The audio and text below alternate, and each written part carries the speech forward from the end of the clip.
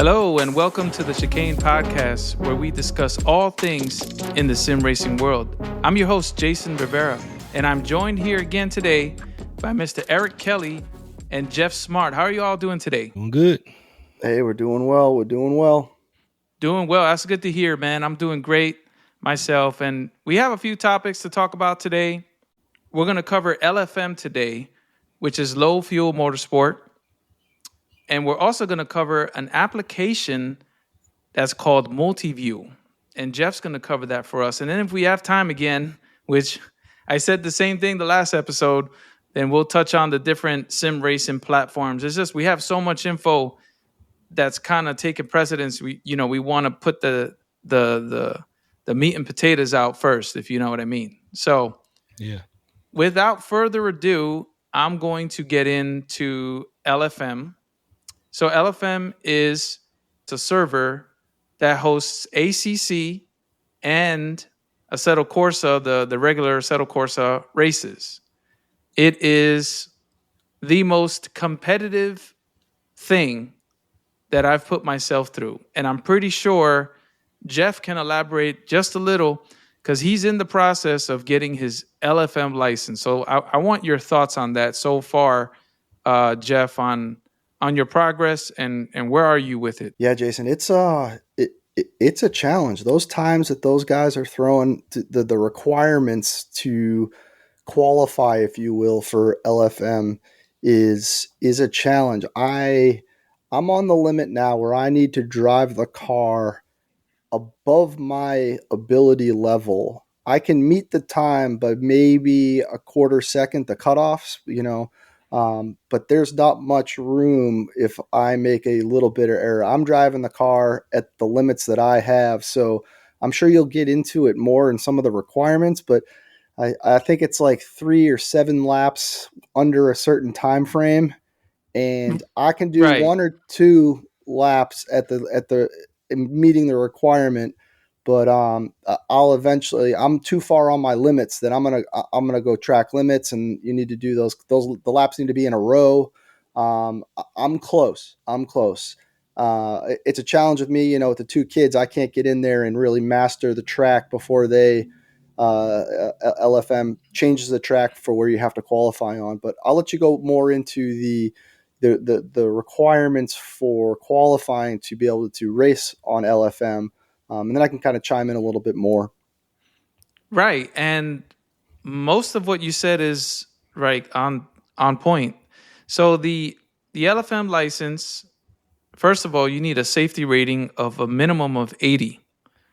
That is the safety rating inside of ACC, which is a totally different thing because to get that safety rating up, when I first started, it took me over 40 hours, 40 human hours to get my rating enough to be competitive on the server.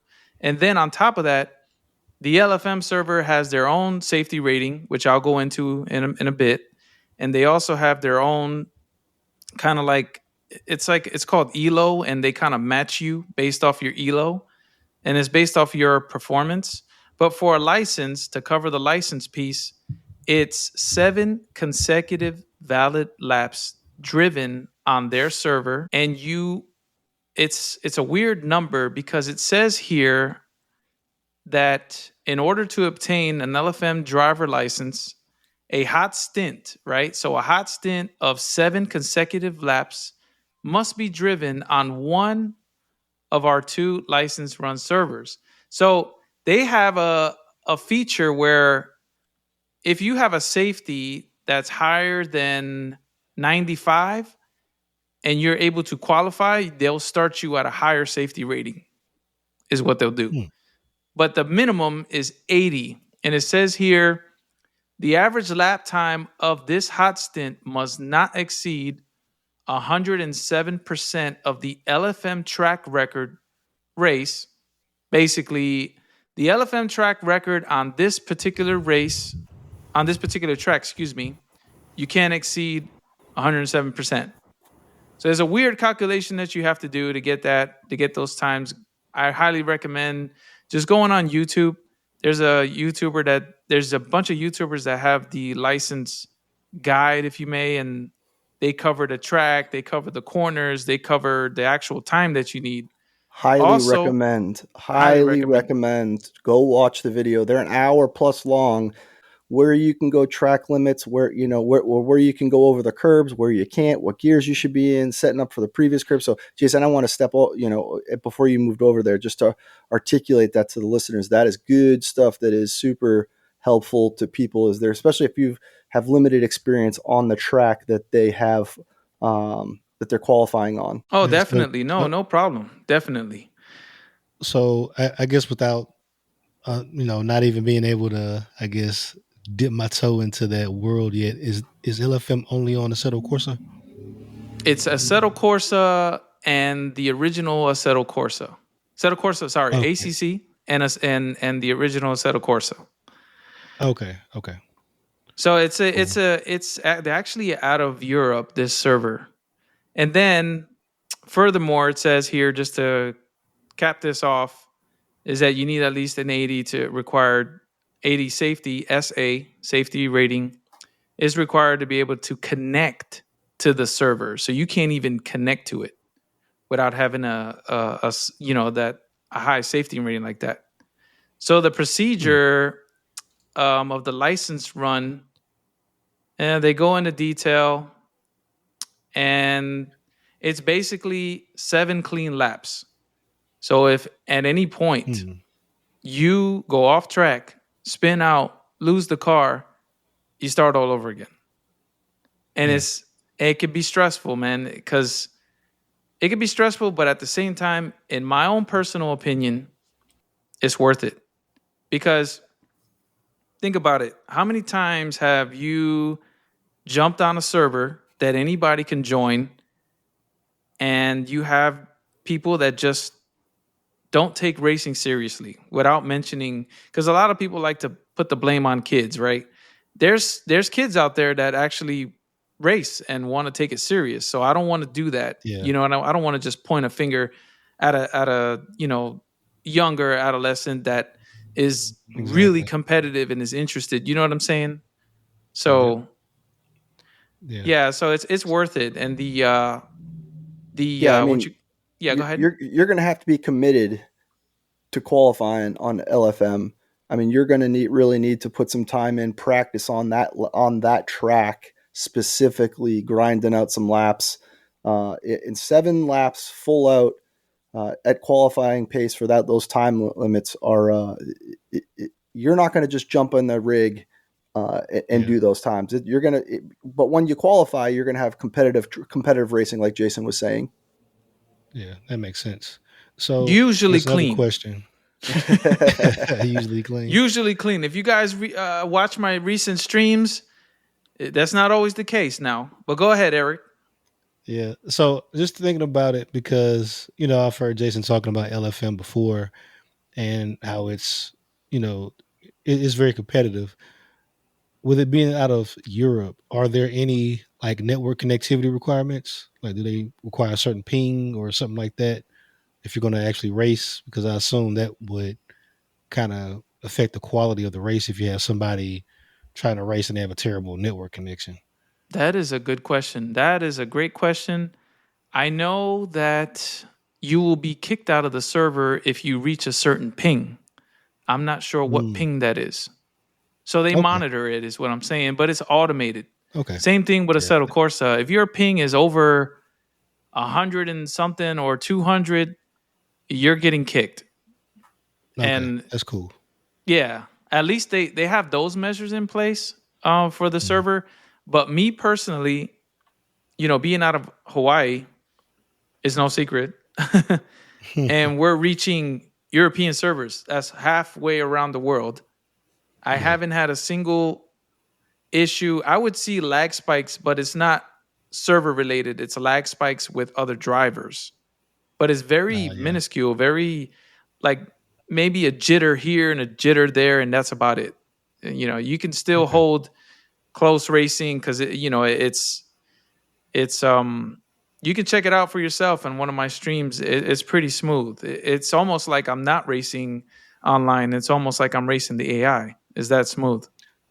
Yeah, that's beautiful because being on console, there are guys connecting on Wi-Fi, and you see cars kind of like just kind of blipping around the map sometimes, and that can be frustrating. But also, I'm in a lot more of a casual environment, so just curious about that for something that's a lot more structured like that.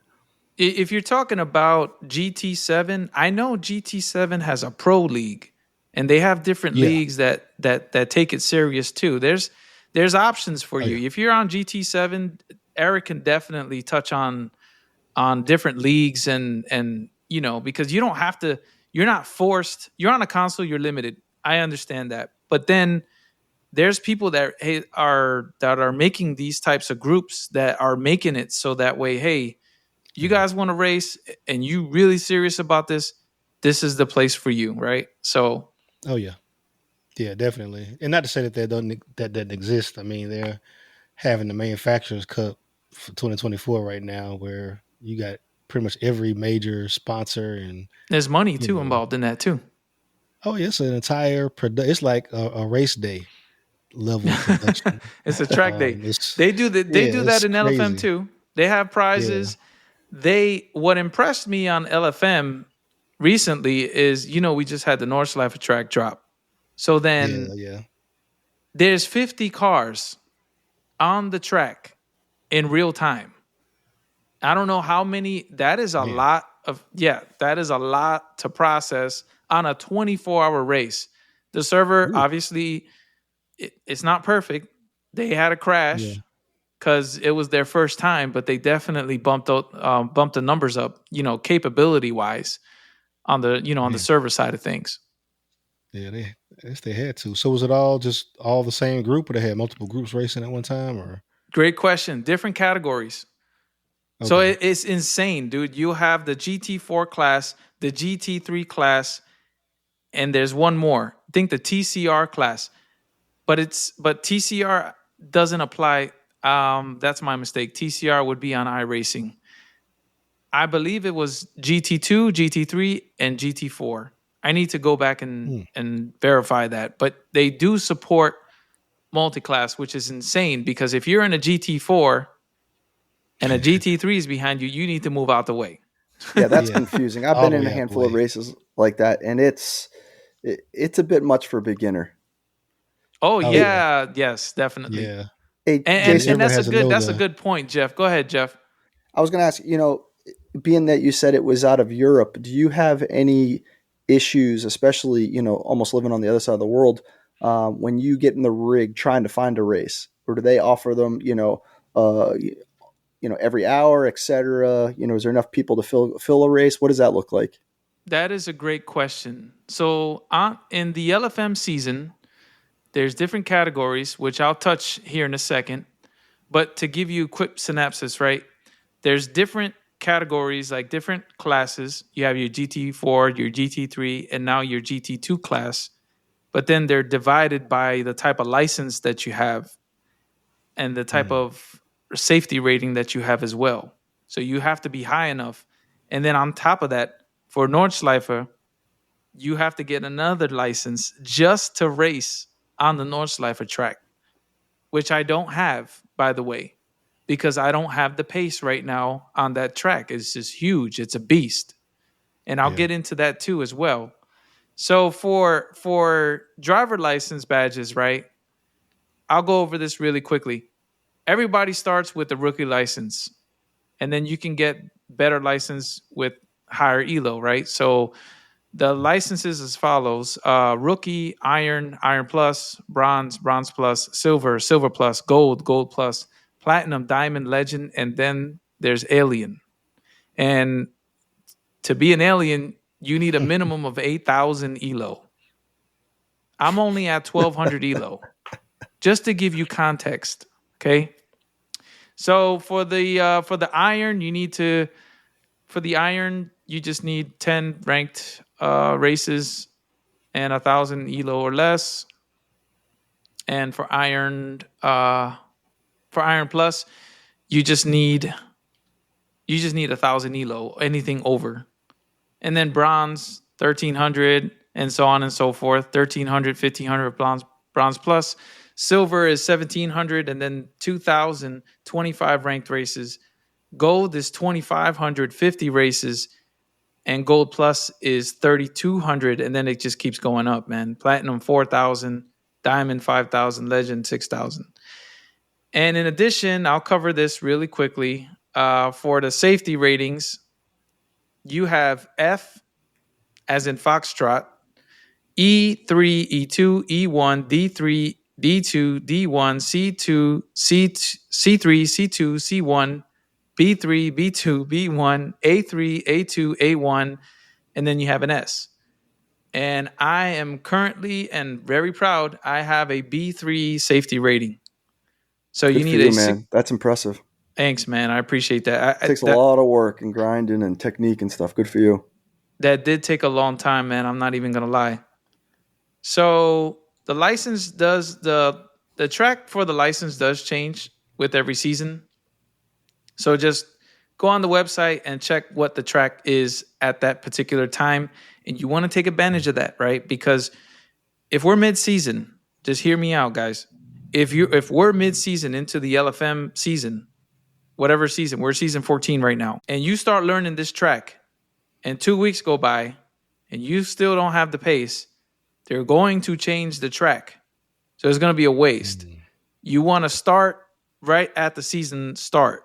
So if next season is, I don't know, Spa, for example, and you love Spa, that's like Jeff's favorite track.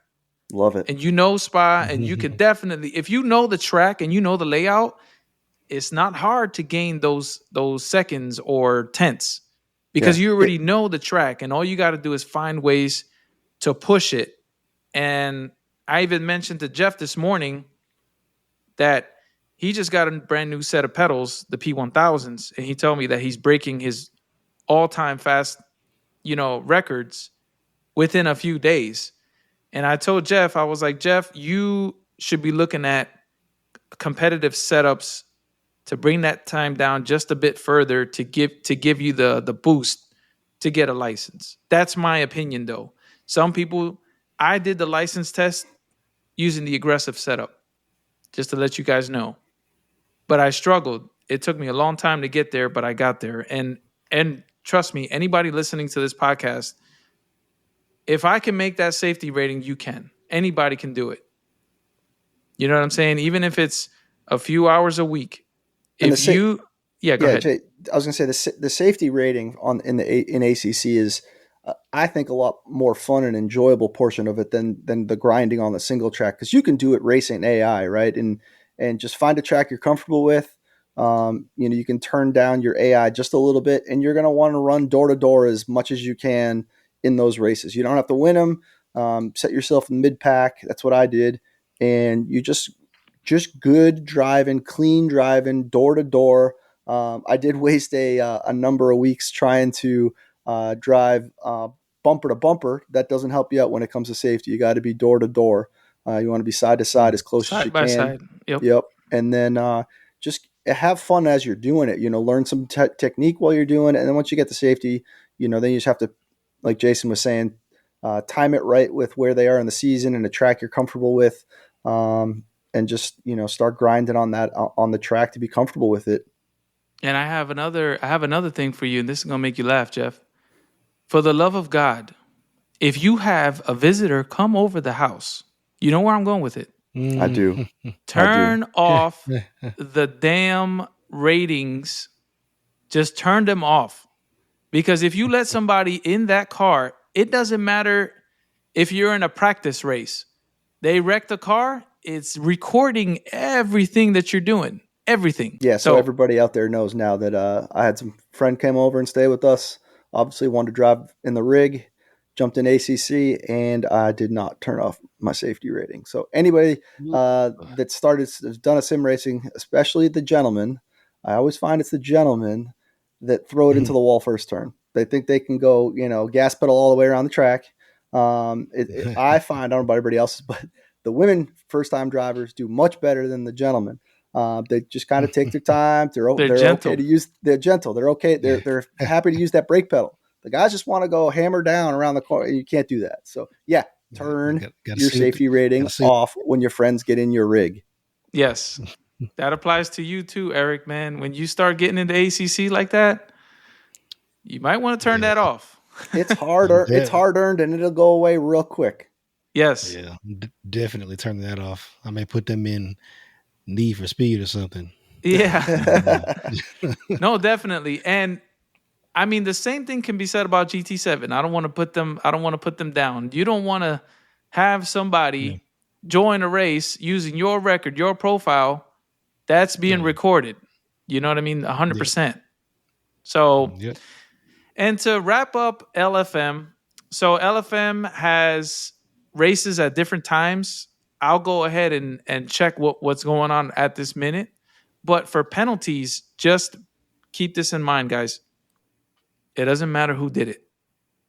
If you got hit or the other person hit the other person in whatever, you got into a wreck, an accident, you just got tapped on the door. They're going to penalize every single driver that was involved in it. So don't go on Mm. the server and send direct messages to people, cursing them out, because you will be banned from this server. And it's a hard ban. It's a Mm. permanent ban. There's no way to get back from it. You can send them an email, but they have a code of conduct and they make you sign that agreement on every single race that you sign up for. Oh yeah. So they take this Serious. very serious, man. And Yeah. sometimes you can be soft banned and it could be a week, it could be a few months, depends. Yeah. Sound like you speaking from experience, man. I was gonna say that. No, man, I thankfully, bro, I've been a good boy. So right now, I'm a B3, right? Right now they have the Donington Park. That's the Pro Series GT3, another GT3 endurance race. That's a 6-hour race. If you want to jump in there, it starts in about 40 hours. Then you have Box 1 GT4 at Silverstone. It's a 30-minute race. And so on and so forth, right? Because these change daily. It changes based off the week and the season. And Mm. you just, when you click on there, you can see how many drivers are registered. And then it gives you the server number that you're assigned to once you sign up. And once you sign up and you got your server number, pay attention, because when you paste that server number into ACC in the multiplayer server browser, you might have 100 drivers. So you got to check what split you're in. You know what I mean? You don't want to join the wrong split. Because once you type in the server number, it's going to bring up all the entire server. And then if there's 4 or 3 splits, then you just got to make sure that you go back to the website and check. It's free. Mm. I failed to mention that. It is free. You can support them Mm. via Patreon, but it is free, and they're sponsored by Go Setups, which I tried this week and I'm not a fan of. I use Coach Dave Academy. They're $10 a month, and they give you LMU setups, ACC, iRacing, and I think Assetto Corsa now they're starting to put setups up. And these setups are created by aliens, the top of the top, the impossible lap times that you see on YouTube. So if you can, that's what I was telling Jeff. If you can, take one of those and try and see how the car feels, and then you can probably, some people use it as a starting point. You take that setup and then fine tune it to make it more comfortable for your style of driving, because there is no one setup, for all. It's impossible. Everybody has their own, habits, and or not habits. They have their own style. You know what I mean? So that's all I'm going to cover today on LFM. I absolutely love it. I drive twice a week on my Twitch channel. Check me out. I got wrecked many times because it's just things happen in racing. It's just a racing incident. You watch F1; those are the fastest people in the world. They get into wrecks all the time. They go off track. Don't feel bad, like Jeff said in the last podcast. Don't feel bad if you're tagged up for track limits, because the pros do it. You know what I mean? Mm.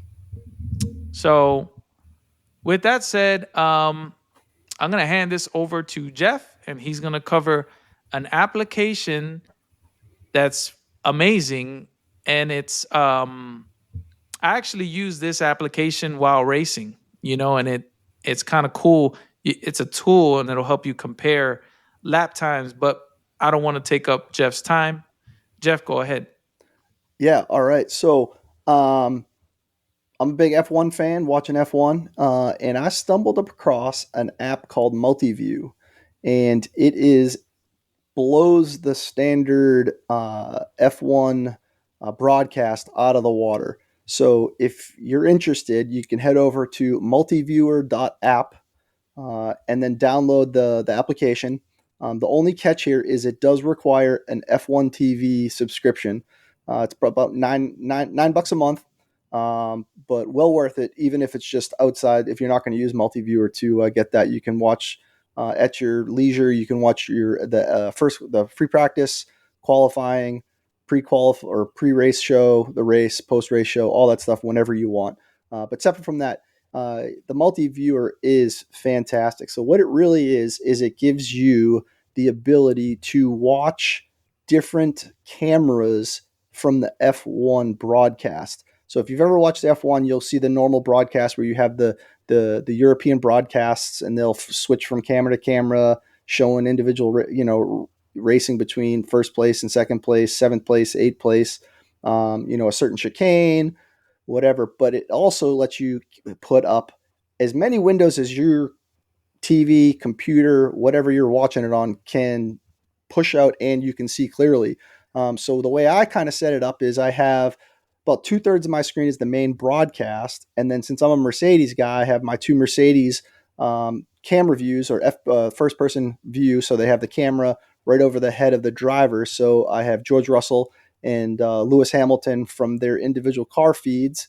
And then I'll grab probably one of the other Ferraris because I think my second favorite team is a Ferrari. I'll put up sights of Leclerc there. And then they also have a data wall that you can put up, and they have every spec of data that you could possibly want.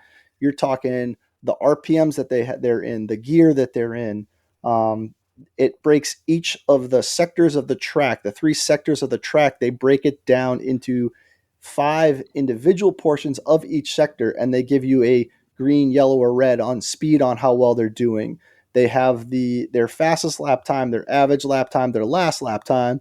They have the time between the person in front of them, the person behind them, that has the data on what wheel they're using, or what tire they're using, if it's a soft, medium, or hard compound, how many laps are on that tire, have they done a pit stop on every driver in real time. So you have In real time. all 20 Yep. drivers, and it's spitting out the data in real time. And then I have another window that has like a 40,000 view of look down at the track of where each driver car is on the track. And the cool part is you just have to hit sync, and all the cameras are synced up to the main video feed. So you can look up on One the button press. one Right? button press, and you're looking at the broadcast of a Mercedes going around a turn, and you can look down into the Mercedes FOV camera, and he's actually doing that turn.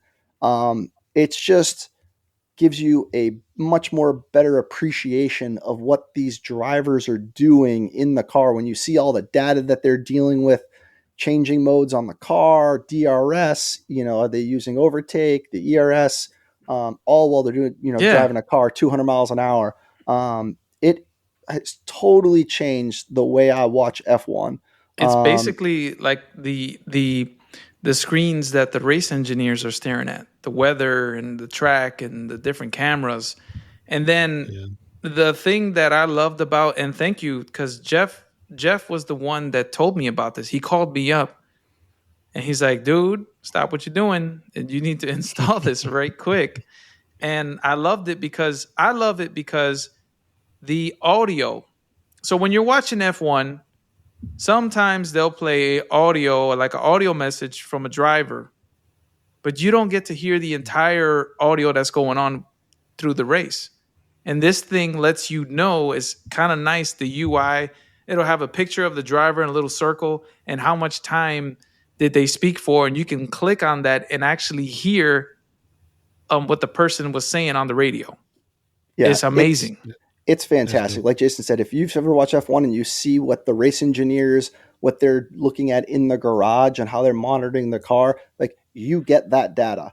It's a lot to take in. You really need to hook your computer up to a TV to be able to really maximize it.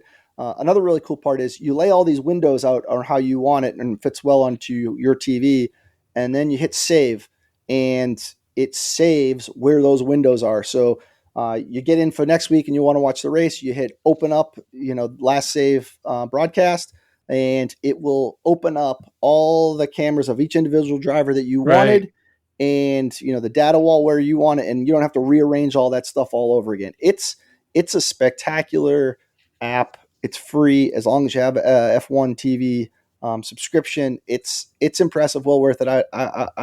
Everybody should, at a minimum, just YouTube Multiviewer F1 to see what we're talking about. Right. It'll really change the way you want to watch F1. And then how does, we included this on the show because at least on my rig, I have a fourth monitor. So I use this fourth monitor to see the actual practice races. Because when I'm watching the free practice, because when I'm watching the race, I don't really want to play anything. I want to watch the race. But as I'm practicing, I get to see different layouts and different perspectives on how they're taking the chicane, how they're braking, where is their brake point, who's doing what is the difference. And I'm in my rig and I'm driving, the F123 game, and I'm replicating what's being shown on screen. And for it to be a free tool, that is it's a shit ton of telemetry. It is telemetry On steroids. Wow, it is crazy, man. It is crazy, and it's free, and they have their own Discord. So they'll post stuff in the Discord. They update it a lot. And like I said, like Jeff said, you need a F1 TV subscription. That is the only caveat, which I highly recommend anyway, because it's the best way to watch F1. Who wants to wake up at 1 o'clock in the morning to watch a race? You know what I mean? I know that they air it on some TV channels, but you're limited to a single feed. I like to watch the Yeah. international feed because you have, the international announcers just hype it up more. It's just better. You know what I mean? They're just way more knowledgeable. They have way more insight. They actually talk to the drivers, during the week. Yeah. To your point, if you have an option, watch the race with the international feed. Definitely. All right. Again, we didn't touch on the popular sim racing platform, so I'll make that a priority on the next episode here. I think we got enough personalities here that could be a whole episode by itself with how prideful we are on our programs or our apps that we like to race on. No, I really want to thank you, Jeff, for bringing the multi-view thing up, because it's just invaluable to me. You know what I mean? It's just the only problem I have with it is it doesn't work on mobile. You need a computer. So I have a nice maximize it though on a computer, or on a phone or mobile or iPad. Just as it would be too small, because really to take advantage of it, you really want a handful of windows. You're talking 4 or 5 windows open at the same time, and right. It is disappointing it doesn't work. But to really maximize it, and I think Jason, you probably have the same thought. I would rather delay watching it so I could watch the race on something that's worthwhile, a big TV where you could really see all the feeds, than try 100%. to watch it right now on my phone. When you create a layout, you can save this layout and name it. So let's say I want to watch F1 Multiviewer in my garage. Then I'll have a layout saved for the garage, and then I can have a layout saved for the rig. And all I do is press one button, and all those windows open up at the same layout that I had saved it before. So it's really nice, very versatile. Thank you so much for covering that, the multi-view, Jeff. I really appreciate that. Yeah, change the way you watch F1 for sure. Definitely. We're talking more immersive and more involved, and you get a better understanding on how these engineers plan out the pit stops. You really do, because you can see why they're doing this. Yeah, I can see the tire degradation and things Weather. like that. Yeah. Yeah. Slow down from after, a soft tire gets, after 15 laps, it's going to really fall apart. You can see when they start falling off that plateau and how they plan their pit stops. Yeah, absolutely. Definitely. Cool. Yeah. So without further ado, I guess this is going to be it for this week. I'm going to do the round table as usual. So does anyone have anything else they want to put out on this episode? Nothing. No, I think we hit two good topics. LFM, you should get in there and try to be competitive with yourself to qualify there. Yeah, right. I learned a lot. So for LFM, check me out weekly on Twitch and watch me get bashed up and laugh. Mm-hmm. Just have a good laugh, have a good time. Because don't forget about the one thing, and the one thing is we're doing this for fun. That is the number one thing, and you got to make the decision. And the decision is: are you a competitive racer, or are you a casual racer? So if you're a casual racer, LFM's not for you. If you're a competitive racer, 100,000% go and get your license, okay? This is going to be it for this week's episode. I want you all to take care of yourselves and have a great start of your week. Thank you.